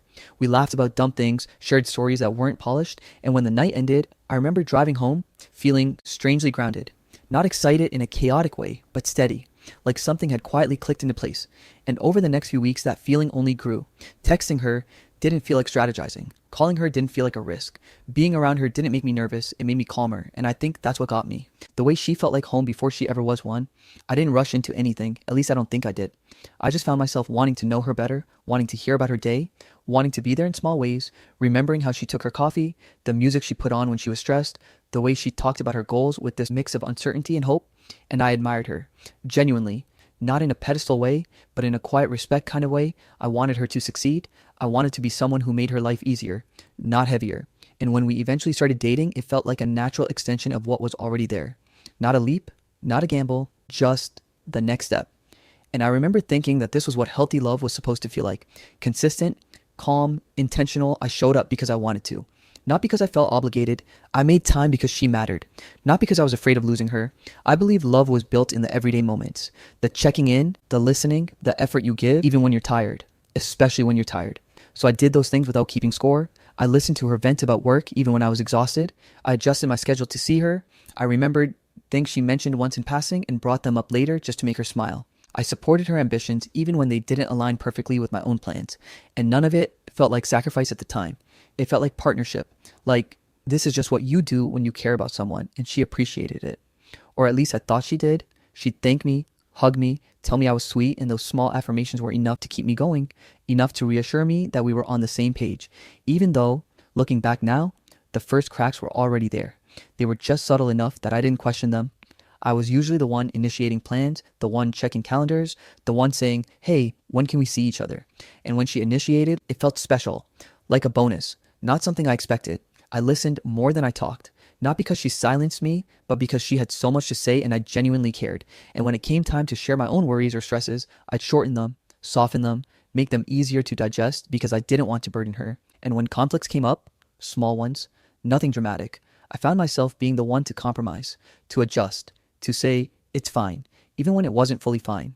But I told myself that relationships aren't supposed to be perfectly balanced all the time, that sometimes one person gives more and sometimes the other does, that love isn't a transaction, and I truly believe that. I brushed off the moments where I felt a tiny sting of disappointment, the times I wished she'd ask a little more, notice a little deeper, meet me where I was without me having to guide her there. Because overall I was happy, I was in love, and love has a way of making you generous with your excuses. I told myself she showed love differently, that she wasn't as expressive, that she needed space, that I was just more emotionally attentive by nature, and none of those things felt like deal breakers. They felt like differences you navigate. So I leaned in harder instead of pulling back. I gave more consistency, more patience, more understanding, believing that love meant staying steady, that eventually it would even out, that the more secure she felt, the more she'd open up. And honestly, there were moments that reinforced that belief. Nights where we stayed up talking, lazy mornings where everything felt aligned, times when she'd look at me in a way that made me feel chosen, and those moments were enough to drown out the quieter ones where I felt like I was always reaching just a little further than she was. I didn't see it as a warning sign, I saw it as me being a good partner. Someone reliable, someone who showed up, and I was proud of that. Proud of the way I loved, proud of the fact that I wasn't afraid to care deeply, and if you'd asked me then, I would have told you that I was lucky, that I'd found something rare, something stable, something real. I would have told you that loving her felt effortless, because in many ways it did. It didn't feel like work. It felt like choice. And that's why I didn't notice how often that choice was one-sided. How often I was the one bending without realizing I was slowly shaping myself around her needs. How often I dismissed my own quiet discomfort because everything else felt so right. I was deeply in love by the end of that chapter of my life, fully invested, convinced that this was the foundation of something lasting, completely unaware that while I was building a home, she was simply comfortable visiting it, and I didn't see it yet. I couldn't see it yet, because when you're standing in warmth, you don't question the direction of the sun, you just enjoy the light. Somewhere after the comfort settled in and the relationship stopped feeling new, I started noticing things that didn't quite hurt enough to call problems, but also didn't feel right enough to ignore. And that's a dangerous space, the one where nothing is technically wrong but something is quietly missing, because it's easy to overlook red flags, but even easier to overlook absences. And that's what this phase of my life was full of. Not dramatic argument or obvious neglect, just little moments where I realized I was holding more emotional weight than I should have been. Moments that only made sense later, like the first time she forgot something important to me. Not my birthday or anything obvious, but something I talked about with real vulnerability. A family issue that had been eating at me for weeks, something I trusted her with, and when I brought it up again casually, she looked at me with that blank half-second pause people have when they're trying to catch up, and said, "Oh right, that was happening," and laughed it off, and I laughed too, because what else do you do? But I remember feeling this small drop in my chest, like my words hadn't landed anywhere permanent, like they just passed through her on their way out. And I told myself it didn't matter, that people forget things, that she had a lot going on, that it didn't mean she didn't care, but then it happened again and again. Details about my life slipping through the cracks while I could still tell you exactly which coworker annoyed her the most that week or what deadline she was stressed about. And I didn't resent that. I wanted to know those things. I just started noticing that the balance was off, that I was carrying a mental catalog of her inner world while mine existed in footnotes, and still, I didn't call it a problem. I told myself she showed love differently, that she wasn't wired to hold onto emotional details the way I was, that I was just more attentive by nature, and I wore that like a badge of honor instead of questioning why it was always me adapting, always me understanding, always me explaining things twice. And as time went on, her presence started feeling conditional in ways I couldn't articulate at first. She was there when things were light, when we were laughing, when she needed comfort or distraction, but when I was struggling, really struggling, she'd listen in the most technical sense of the word, nodding, responding with the right phrases, but there was no staying power, no follow-up, no checking in later to see how I was holding up, and I told myself that listening was enough, that not everyone knew how to sit in discomfort, that I shouldn't expect her to fix things, except I wasn't asking her to fix anything. I just wanted her to stay present, to sit with me the way I sat with her, but instead I found myself wrapping up my feelings early, smoothing the edges, because I could feel her attention drifting, and that realization hurt more than any argument would have, because you can't fight someone who isn't doing anything wrong on paper, and I became the emotional anchor without consciously choosing to be. The one who stayed calm when she was overwhelmed, the one who absorbed her stress so she wouldn't have to carry it alone, the one who reassured her when she doubted herself. And I didn't mind being that person. I liked being reliable. I liked being steady. I liked being the safe place she landed. But what I didn't notice at first was that I didn't really have a place to land anymore.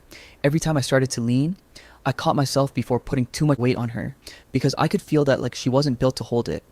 And I justified that too. I told myself she was busy, that her job was demanding, that her life was complicated, that she was doing the best she could, and every excuse sounded reasonable on its own, especially because she wasn't cruel or dismissive. She just wasn't fully there. And that made it harder to confront, because how do you explain to someone that they're absent without being gone, that they're listening without hearing, that they're present without staying? And there were specific moments that should have stood out more than they did, like the night I had one of the worst days I'd had in years. Everything piling up at once, work stress, family issues, that quiet existential dread that creeps in when you're exhausted and don't know why. And I called her because I needed to hear a familiar voice, not advice, just reassurance. And she answered, listened, said the right things, but halfway through the conversation, I could tell she was distracted. multitasking, responding on autopilot, and when we hung up, I felt worse than I had before I called. Not because she'd said anything wrong, but because I felt invisible in my own vulnerability. And I told myself I was overthinking it, that I was being needy, that I shouldn't expect someone to drop everything for me. But I realized later that I would have dropped everything for her without a second thought. And that imbalance started showing up everywhere. I'd rearrange my schedule to see her. While she'd fit me in when it was convenient, I'd check in just to ask how she was doing, while days would pass without her asking the same, and I convinced myself that this was just how adult relationships worked, that expecting reciprocity was immature, that love meant patience, that love meant giving without demanding. And I stayed because of that belief, because I thought leaving over something so intangible would be selfish, because I told myself that if I just stayed consistent, if I just kept showing up, eventually she'd meet me there. Eventually, the effort would even out, and there were still good moments. Moments that made me doubt my doubts. Moments where she'd be affectionate or thoughtful enough to reset my expectations. And I clung to those moments like proof that I wasn't imagining things. But underneath all of it, a quiet loneliness was growing. The kind that doesn't announce itself loudly. The kind that just sits beside you even when you're not alone. And the worst part was realizing that I felt more at ease when I was by myself than when I was emotionally exposed with her. Because at least when I was alone, I wasn't waiting for someone to notice me. And that realization scared me, but it didn't push me away. It made me try harder. It made me soften more, explain less, expect less, because I believed that love was supposed to be patient, that staying was a virtue, that leaving would mean I hadn't tried enough, and so I stayed, quietly shrinking parts of myself, quietly telling myself that this was normal, that I was probably just overthinking everything, that if I loved her, truly loved her, then this discomfort was just part of it, and I didn't know it then. But that was the moment the relationship stopped being a place I rested and started being a place I endured, and I endured it willingly. Because at that point, loving her still felt more important than listening to myself. There wasn't a fight, there wasn't yelling, there wasn't some dramatic betrayal that people usually expect when a relationship starts to fall apart. And I think that's why this moment stayed with me the way it did, because it was so painfully ordinary that I almost missed it. Almost brushed past it the same way I had brushed past so many other things. Except this time something inside me finally stopped cooperating with the lies I'd been telling myself. It was a regular weekday. Nothing special. I remember that clearly because that's how unremarkable it should have been. I'd had a rough day. Not catastrophic. Just one of those days where everything feels heavier than it should. Where small things pile up until you feel exhausted in a way sleep won't fix. Work had gone badly. A conversation with my family had left me emotionally drained, and I remember sitting in my car after work longer than usual because I didn't want to drive yet. I didn't want to sit with those feelings alone, so I called her, not with some big expectation, not asking for solutions, just wanting to hear her voice, wanting to feel like someone had me the way I always had her. And she picked up, and she wasn't rude or dismissive. She never was. She asked what was wrong, listened as I explained, and for a moment I thought maybe this time would be different. Maybe this time she'd stay in it with me. But within minutes, I could tell her attention was split. She was responding slower, her tone distracted, throwing in occasional yeah and that sucks like placeholders. And I remember pausing mid-sentence at one point, just to see if she'd notice, and she didn't. She filled the silence by talking about something else, something unrelated, something light, and that was the moment it hit me. Not like a punch, but like a quiet collapse, the realization that my pain was inconvenient, that my vulnerability was something to be acknowledged briefly and then moved past, and I felt stupid for expecting more, because this wasn't new. It was just clearer than it had ever been. And as I sat there listening to her talk about her day, about plans she was excited about things that mattered to her, something inside me went still. Because I knew with absolute certainty that if the roles were reversed, if she had called me feeling the way I felt, I would have pulled over, canceled plans, stayed on the phone as long as she needed, not because I'm a hero or because I deserve praise, but because that's how I love. And in that moment, I understood that she didn't love that way. Not for me, maybe not at all, but definitely not for me. And it wasn't cruel. That's what hurt the most. She wasn't doing anything wrong. She wasn't trying to hurt me. She just wasn't choosing me. And that distinction shattered something I'd been holding together with hope. Because all this time, I'd been telling myself that love was patience. That if I just kept showing up, kept being consistent, kept being understanding, eventually she'd meet me there. Eventually the effort would balance out, but sitting there in my car, feeling more alone with her on the phone than I would have felt by myself, I realized that I wasn't waiting for love. I was waiting for potential. I was loving her for who she could be with me, not for who she actually was. And the clarity of that was devastating because it meant there was nothing left to fix, nothing left to explain, no conversation that would magically turn her into someone who prioritized me the way I prioritize her. I wasn't angry. I didn't feel betrayed. I felt exposed, like I'd finally admitted something to myself that I'd been avoiding for months, that I loved her deeply, fully, without hesitation, and she loved the version of me that made her life easier, the supportive boyfriend, the calm presence, the emotional anchor, but not the human being who also needed support. And as the call ended and I sat there in silence, I realized This was the moment that ended everything. Not because the relationship was suddenly over, but because the illusion was.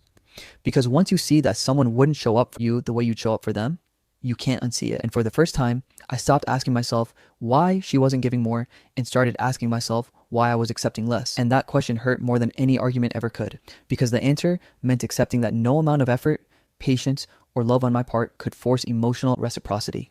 And loving her had never been the problem, hoping she'd one day love me the same way was. And sitting there alone with that truth finally settled in my chest, I understood that this wasn't just a bad day or a rough patch, it was the clearest sign I'd ever been given, and ignoring it would mean choosing comfort over honesty. And for the first time in a long while, I didn't have the energy to lie to myself anymore. After that day, nothing ended all at once, and that's the part people don't talk about enough, because real endings are rarely loud. They're slow and quiet and almost polite, and that's exactly how this one unfolded. I didn't wake up the next morning ready to break up or confront her or demand anything. I just woke up different, like something heavy I'd been carrying for months had finally slipped out of my hands, and instead of panic, I felt tired. Not the exhausted kind, but the settled kind, the kind that comes when you finally stop fighting reality. And from that point on, I stopped chasing without announcing that I was stopping. I didn't make a speech about needing more. I didn't send long messages explaining my feelings for the 100th time. I didn't try to educate her on how to love me better. I just pulled back to where I actually was instead of where I'd been stretching myself to reach. I stopped initiating every plan, stopped filling silences that weren't mine to fix, stopped cushioning my honesty so it would land softer. And what surprised me wasn't how hard that was, but how natural it felt. Like my body already knew what my heart had been resisting, and she noticed. Of course she did. Not immediately, but gradually. The way people notice when something they relied on stops being automatic. She asked if I was okay, and for the first time I didn't give her the version of the truth that was easiest to hear. I didn't say, I'm just tired or work's been a lot. I said I was thinking. I said I needed space to sort through some things, and I didn't rush to reassure her that everything was fine, because it wasn't, and I was done pretending it was. And when we finally sat down to talk, it wasn't dramatic or emotional in the way breakups are usually portrayed. There were no raised voices, no accusations, no moment where someone stormed out. It was calm, almost painfully calm. And I told her the truth in the simplest way I could, that I felt like I was always giving well more than I was receiving, that I didn't feel emotionally met, that I didn't feel chosen in the ways that mattered to me. And I made a conscious decision not to list examples or keep score, because I wasn't trying to win an argument. I was trying to be honest, and she listened. She really did. And she wasn't defensive. She wasn't cruel. She didn't dismiss my feelings. She just looked at me with this quiet sadness and said she didn't realize I felt that way, that she cared about me, that she thought things were good. And in that moment, I knew there was nothing left to say, because we were both telling the truth. My truth was that I felt alone, even with her. And her truth was that she hadn't noticed, and neither of us was wrong. We were just mismatched in ways that love alone couldn't fix. And that was the hardest part to accept, that no one had to be the villain for something to end. That sometimes love fails, not because it isn't real, but because it isn't mutual in the ways that matter most. And when it ended, it didn't feel like something being ripped away from me. It felt like something finally being set down. The days after were quiet, not empty, just quiet. And in that quiet, I started noticing how much energy I had been spending trying to be enough. How much of myself I had been editing to fit into a version of love that required me to stay smaller than I really was. And I started filling that space with myself again, with friends I'd neglected, with hobbies I'd put aside, with thoughts I'd been too busy managing someone else's emotions to sit with. And slowly, without any dramatic transformation, I started feeling grounded again. Like I was standing on my own 2 feet instead of leaning forward all the time. And the biggest lesson I took from it all wasn't about her. It was about me, about how easily I had confused patience with self-abandonment, how I had believed that wanting effort was asking for too much, how I had normalized being emotionally invisible because the relationship wasn't overtly painful. And I learned that love shouldn't feel like you're constantly adjusting yourself to be easier to love, that being understanding shouldn't mean being unseen, that staying shouldn't come at the cost of silencing your needs. And I don't hate her. I never did. I don't speak badly about her, because she didn't take anything from me. She showed me something about myself that I needed to see. She showed me the difference between being loved and being convenient, between being appreciated and being relied upon. And walking away from that relationship didn't make me colder or less open. It made me clearer. It taught me that the right kind of love won't require me to convince someone to show up, that the right person won't make me feel like my needs are interruptions. And now, when I think back to that relationship, I don't feel anger or regret. I feel gratitude for the clarity, because it taught me that love deeply is not a flaw, but loving someone who can't meet you. There is a choice. And the day I stopped making that choice was the day I finally chose myself, quietly, firmly, without hatred, without drama. And if you're reading this and something about it feels uncomfortably familiar, if you've been telling yourself the same excuses I did, waiting for effort to even out, shrinking yourself in the name of patience, I hope you know this. Love is not supposed to make you feel alone. And walking away from what hurts you doesn't mean you failed. Sometimes it just means you finally listened. The end.